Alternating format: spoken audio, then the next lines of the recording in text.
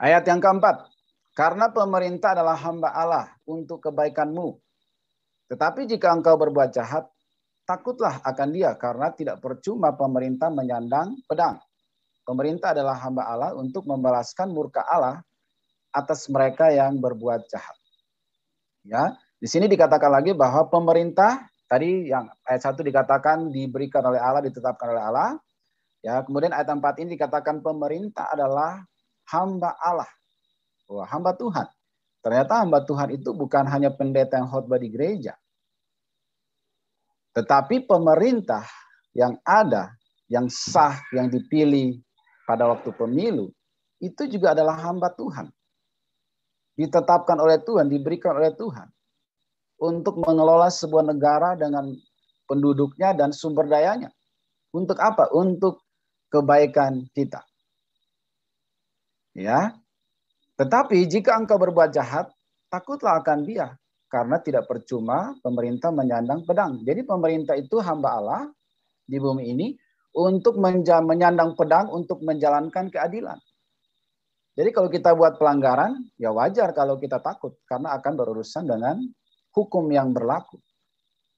Ya dimanapun di negara yang sah pemerintahannya, ada undang-undang dan hukum yang berlaku. Sebagai warga yang baik, kita harus taat. Ya, karena pemerintah ditetapkan oleh Tuhan untuk menjalankan keadilan. Soal misalnya pemerintah tidak berlaku adil dan lain sebagainya, itu hal yang berbeda, itu hal yang lain. Ya, tetapi tugas kita sebagai anak Tuhan, kita harus menunjukkan sikap taat, takluk, tunduk kepada pemerintah yang sah yang ditetapkan oleh Tuhan. Ini pemerintah yang sah ya, yang dipilih secara sah. Kita harus taat. Nah, bagaimana kalau misalnya kita ingin mengutarakan pendapat karena ada hal-hal yang kita rasa tidak adil? Boleh nggak anak mahasiswa turun ke jalan demo gitu misalnya ya? Ya. Nah, ingat bahwa demo itu pun ada aturannya.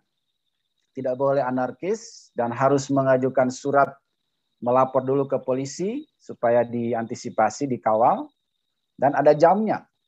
Selama demonya dengan mengikuti aturan-aturan seperti itu, maka dengan mengutarakan suatu maksud dan tujuan yang jelas, maka itu dilegalkan atau sah untuk dilakukan. Asal tidak anarkis, tidak merusak, tidak mengancam nyawa orang lain, mengancam pemerintah, tetapi secara terhormat dan profesional, maka boleh nggak orang Kristen atau mahasiswa Kristen melakukan? Boleh. Asal dengan cara yang terhormat dan sesuai aturan yang berlaku. Ya. Ingat bahwa kita ini adalah garam dan terang dunia, kita jangan menjadi batu sandungan, kita harus jadi inspirasi, kita harus jadi contoh, kita harus jadi teladan. Kita adalah orang-orang yang terhormat, yang dipilih dan ditetapkan oleh Allah juga, yang diselamatkan, dibayar dengan darah yang mahal, itu darah Yesus Kristus. Maka kita juga harus menunjukkan sikap hormat. Kita mengutarakan pendapat dengan cara-cara yang terhormat. Kita boleh komplain soal ketidakadilan dengan cara-cara yang mulia dan terhormat karena kita adalah orang-orang yang terhormat. Orang-orang yang ditebus dengan darah yang mahal, bukan orang-orang sembarangan. Maka kita harus melakukan hal-hal yang terhormat, yang terpuji dan mulia supaya kita menjadi contoh dan teladan dan bukan menjadi batu sandungan.